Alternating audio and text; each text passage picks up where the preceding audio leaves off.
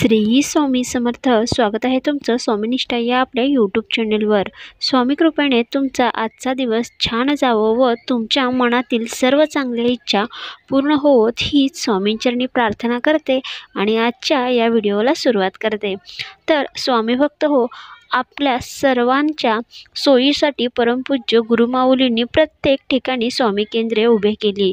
ही स्वामी केंद्रे उभे करण्याचा त्यांचा उद्देशच हा होता की जनसामान्यापर्यंत स्वामी सेवेचे महत्त्व पोहोचावे, स्वामी सेवेचा प्रचार प्रसार व्हावा. त्याचप्रमाणे आपली जी केंद्र आहेत तिथं काही त्यांनी वस्तूसुद्धा विकावयास ठेवलेल्या आहेत. तर ह्या जनसामान्य किंवा आपल्या सामान्य माणसांना अशा काही वस्तू आहेत ज्या वापरल्यामुळे आपणास कोणतेही त्रास होणार नाही, आपणास आपले प्रत्येक गोष्टीपासून संरक्षण होईल. त्याचप्रमाणे वाईट शक्ती, नजर दोष इत्यादी आपल्यापर्यंत पोहोचणार नाहीत, आपल्या सेवेमध्ये कोणत्या बाधा येणार नाहीत.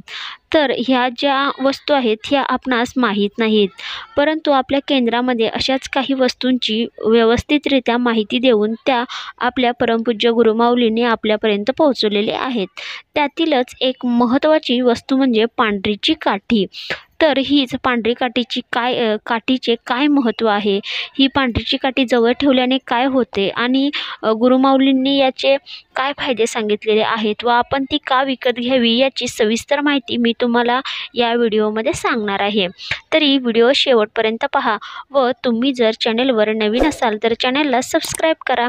तसंच समोरचं जे बेल आयकॉन आहे त्याच्यावरही प्रेस करा, जेणेकरून मी जे नवनवीन व्हिडिओ टाकते त्या व्हिडिओचं नोटिफिकेशन तुम्हाला येत राहील व तुम्ही माझा कोणताच व्हिडिओ मिस नाही करणार. प्रथम आपण पांढरीच्या काठीचे महत्त्व पाहूया व ते आपण कशा पद्धतीने वापरू शकतो ते पाहूया. पांढरीची काठी खूप दुर्मिळ अशी वनस्पती आहे. ही वनस्पती मुख्यतः कोकण भागातील जंगलामध्येच आढळते. पांढरीची काठी नेहमी सोबत ठेवल्यास साप, विंचू, हिंस्र, पशु, पक्षी, प्राणी यापासून संरक्षण होते. पांढरीची काठी शत्रूपासून संरक्षणासाठी सोबत ठेवावी. पूर्वी तप साधनेसाठी बसताना ऋषीमुनी आपल्या भोवती या पांढरीच्या काठीचे कुंपण करत, त्यामुळे त्यांचे हिंस्र प्राण्यापासून संरक्षण होत असे. आणि आता कलियुगात याच हिंस्र पशूंवर अतिक्रमण झाल्यामुळे ती प्रवृत्ती माणसांमध्ये आली आहे.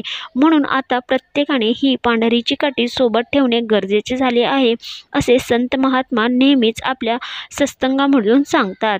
महिला भगिनींनी तर आपल्या स्वसंरक्षणासाठी नेहमीच ही काठी सोबत ठेवावी असे आवाहन माऊलींनी केले आहे.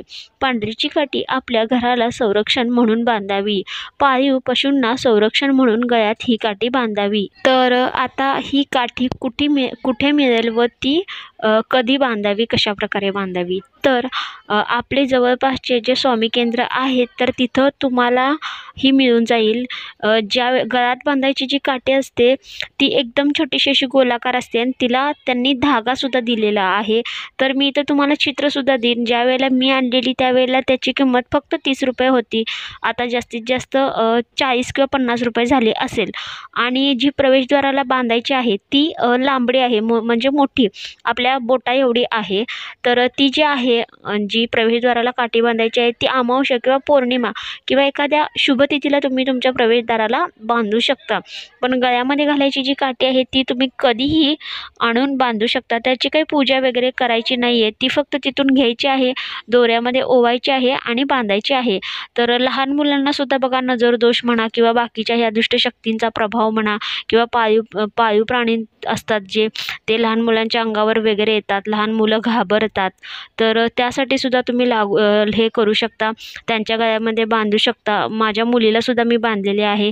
याने नजरदोष लागत नाही, मुलं म्हणजे भिवून जी जागी होतात ती सुद्धा होत नाहीत.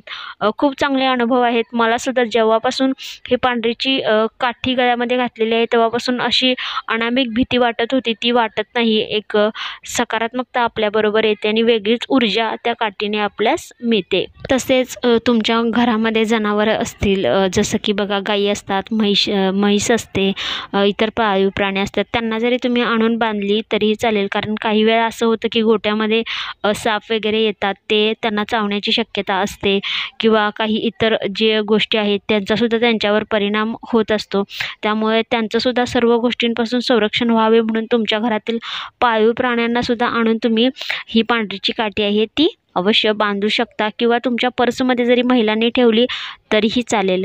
तर अशी ही पांढरीच्या काठीची संपूर्ण माहिती. तर अशाच व्हिडिओसाठी चॅनलला सबस्क्राईब करा, व्हिडिओला लाईक करा, श्री स्वामी समर्थ कमेंट करा. तर भेटूया अशाच एका नवीन व्हिडिओसोबत. तोपर्यंत श्री स्वामी समर्थ.